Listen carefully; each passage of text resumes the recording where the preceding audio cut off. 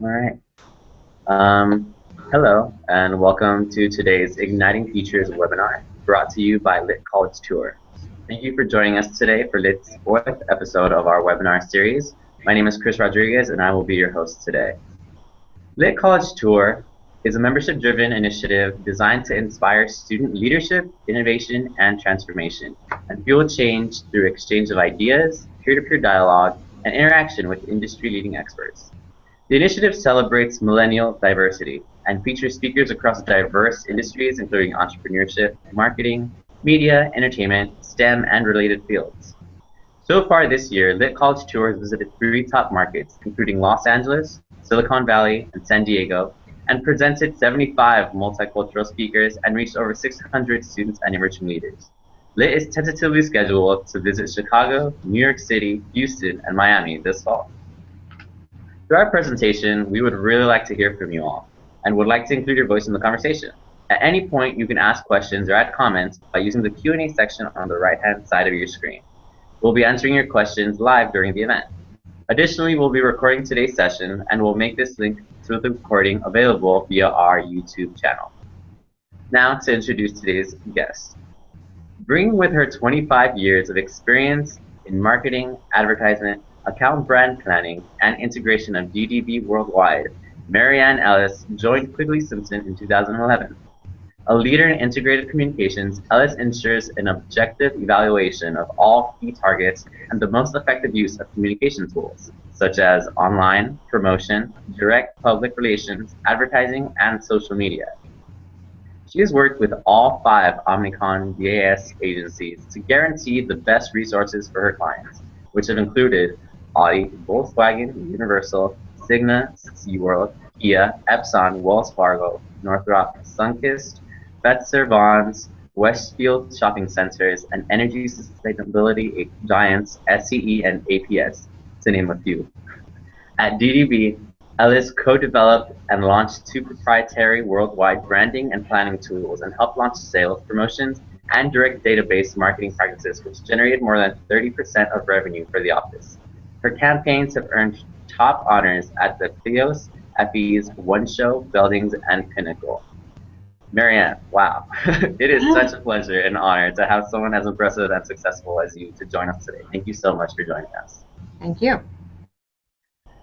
So as mentioned, you joined Quigley-Simpson back in 2011. Could you please give us like a quick overview of Quigley-Simpson and your role there, perhaps how it's progressed over time? Sure. First of all, Quigley-Simpson is about a $450 million advertising agency.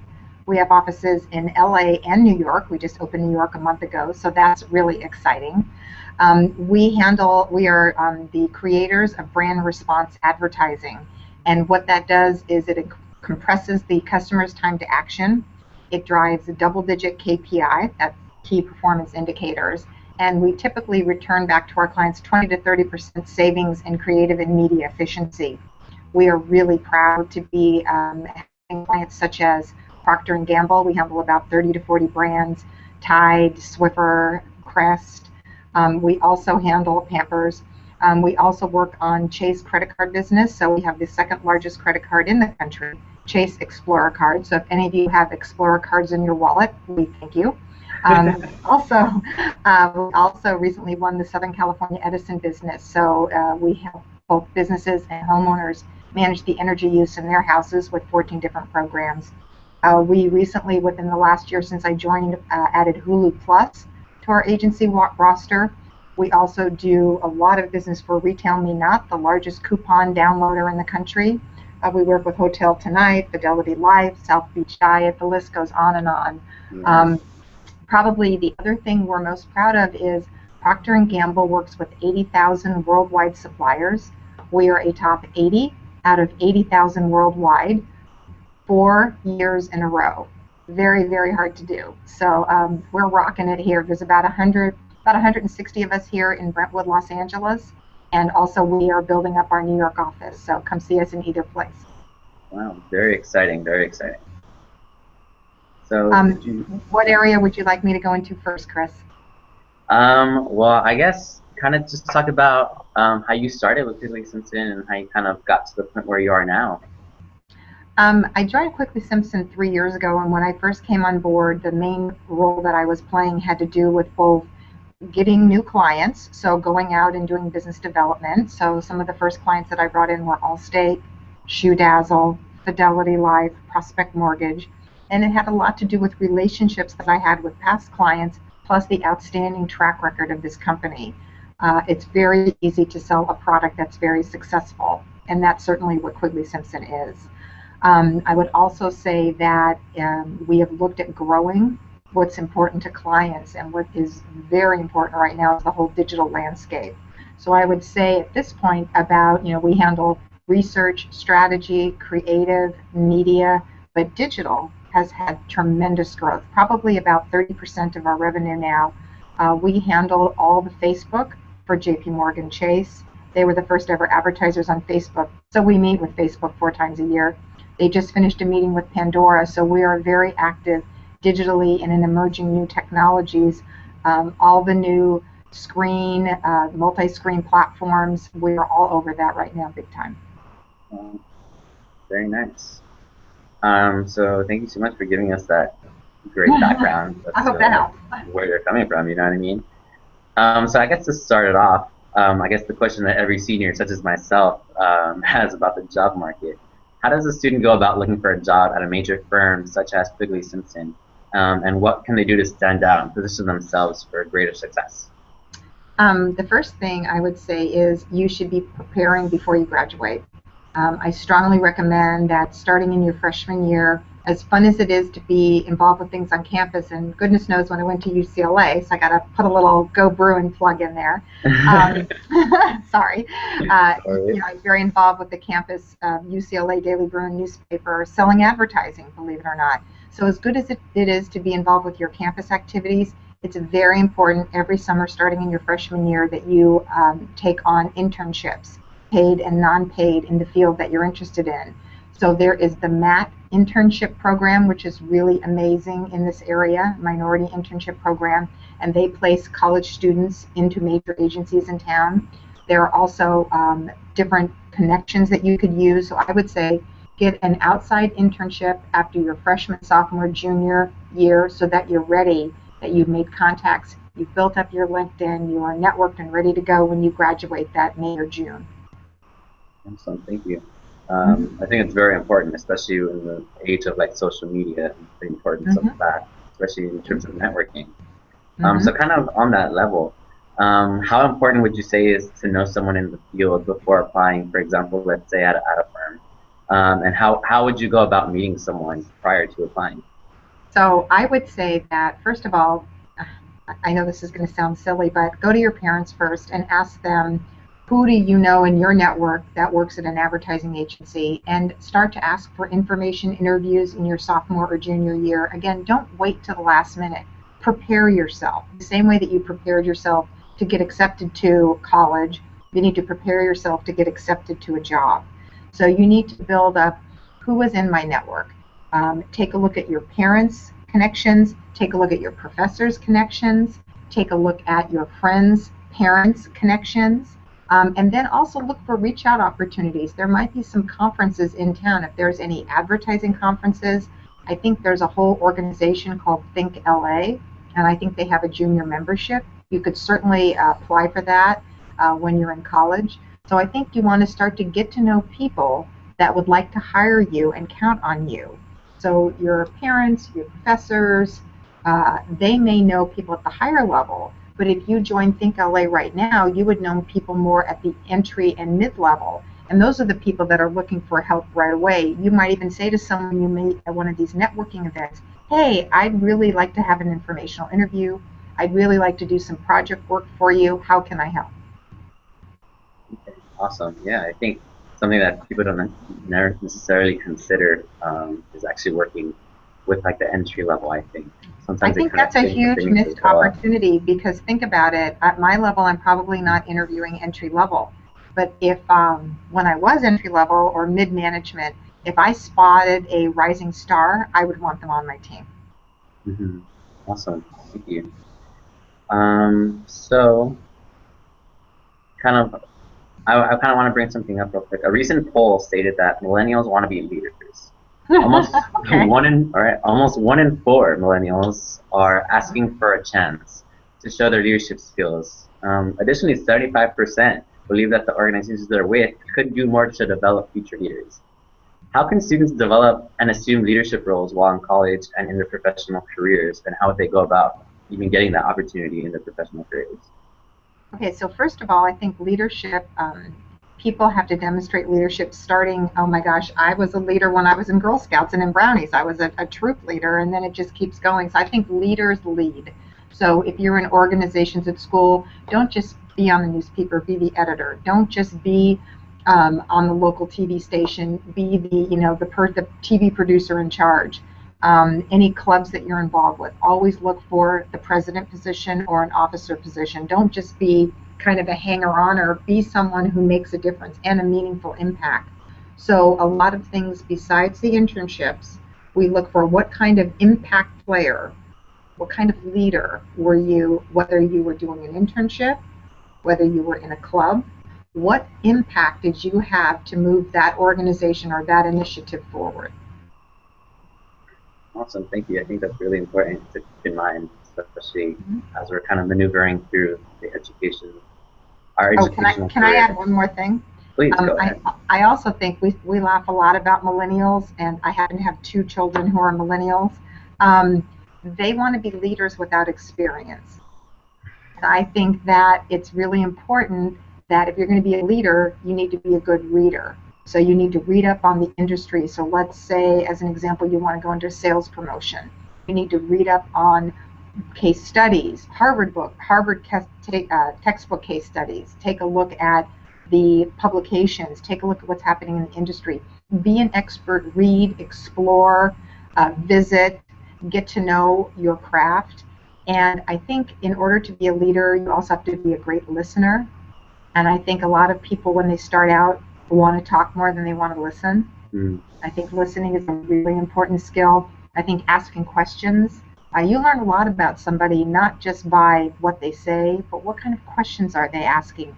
Are you curious? Do you really want to learn? Do you really want to know? I think those are also really important things in terms of being a good leader. Awesome, thank you so much. Mm-hmm. All right, so at LIT, we believe organizations kind of should foster innovative thinking. Mm-hmm. Millennials want to work for organizations that support innovation. In fact, 78% of millennials are influenced by how innovative a company is when they're deciding on where they want to work. But most say that their current employer don't greatly encourage them to think creatively.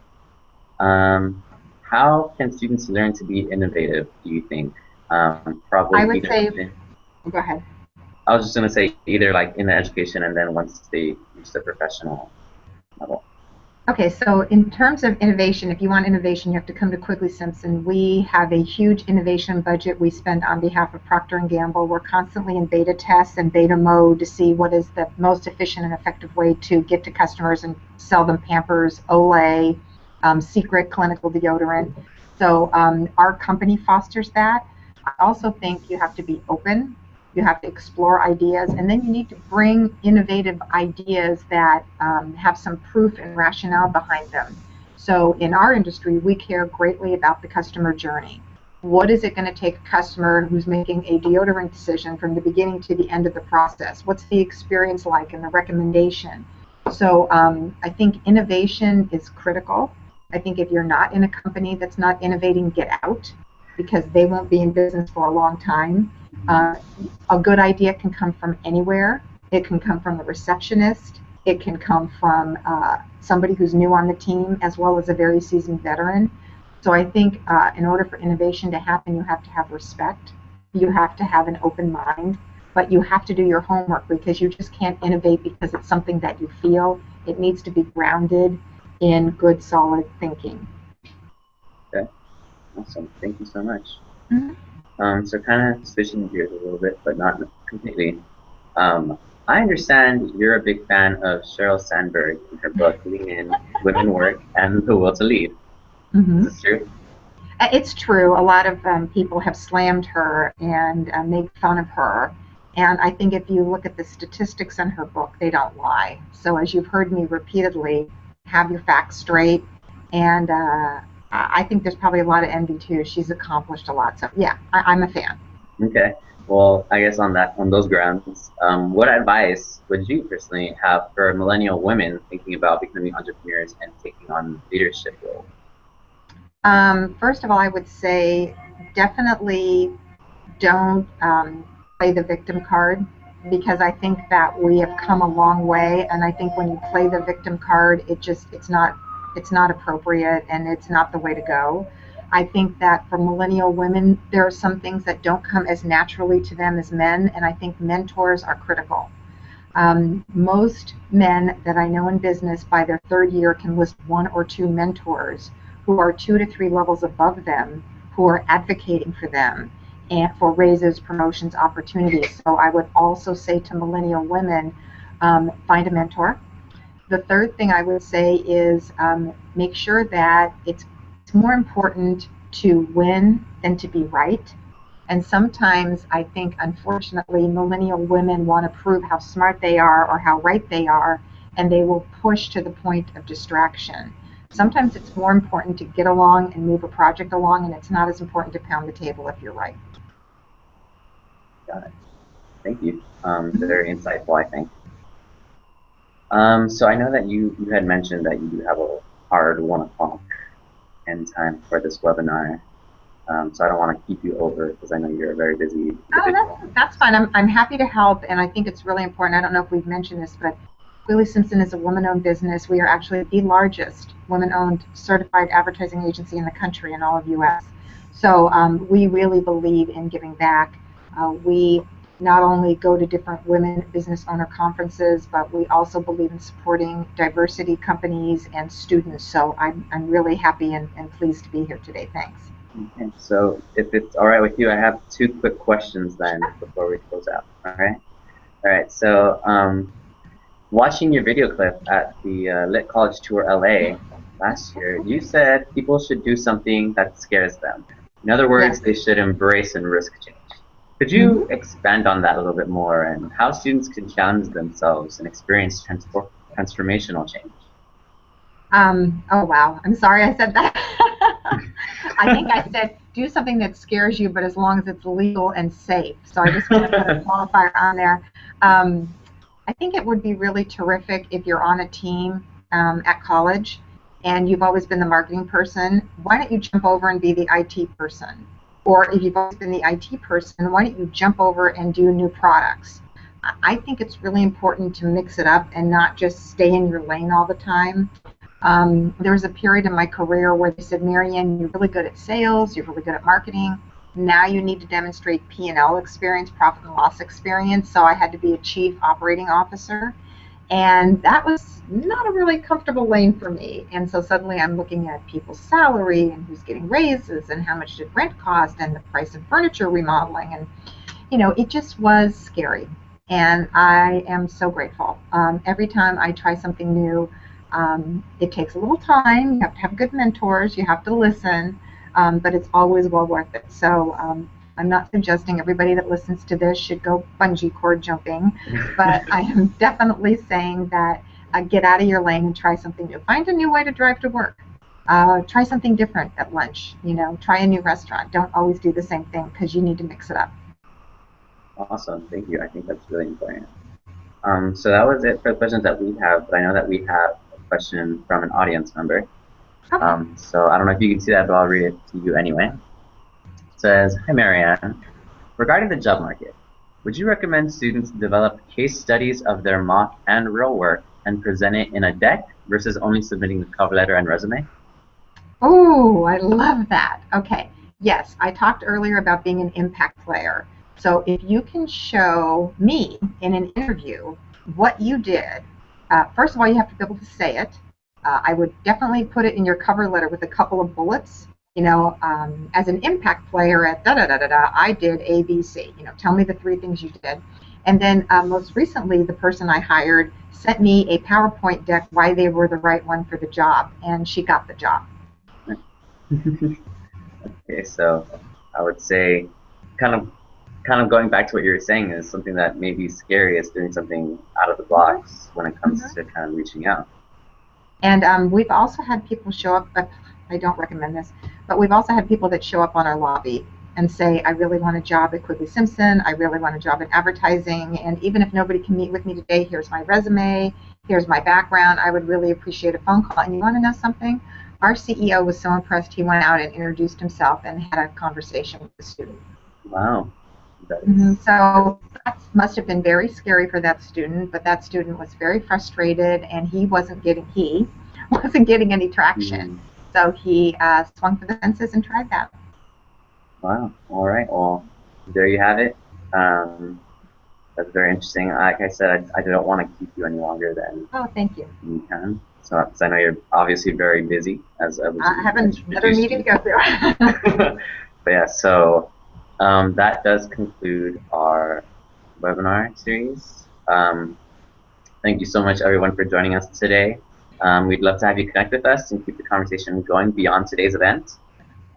So please be sure to follow us at lidcollegetour.com for more information on our webinars and upcoming programs, as well as following us on our social media outlets. On behalf of today's guest, Marianne, as well as Lit College Tour, my name is Chris, and I want to thank you all for joining us and taking time out of your day to watch us today. Keep an eye out for our next webinar on Twitter at Lit College Tour, and like our Facebook page, also at Lit College Tour, so you can stay up to date on future webinars and, well, as well as events in your area. We hope you have a great rest of your day, and don't forget to check out more of Marianne through her own social media. Thanks again, and have a great one. Thank you again, Marianne. All right.